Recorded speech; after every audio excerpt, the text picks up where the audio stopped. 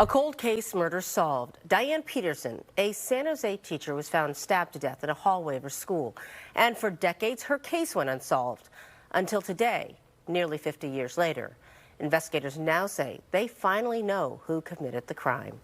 The Santa Clara County DA's cold case unit announced today it located a relative who says the killer confessed to them, but it stayed silent. KTVU Fox 2 reporter Mark Sayer is live at the DA's cold case office in Palo Alto with those details. Mark?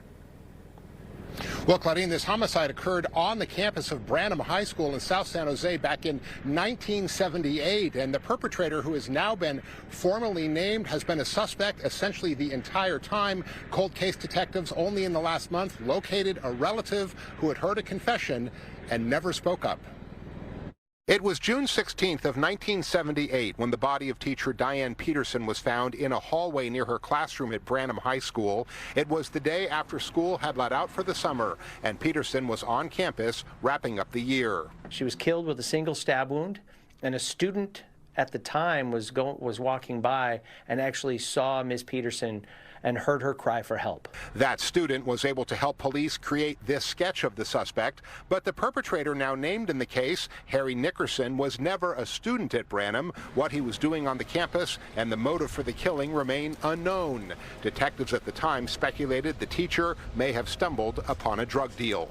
Mr. Nickerson was identified as a suspect very early on in the investigation. He was arrested on a totally unrelated case 4 days after Diane's murder. And when he went to the police department, he spontaneously accused the police officers of trying to pin the murder of the teacher on him. In the 1980s, another witness told police about a confession and a very unusual knife. And he showed me the knife that he used.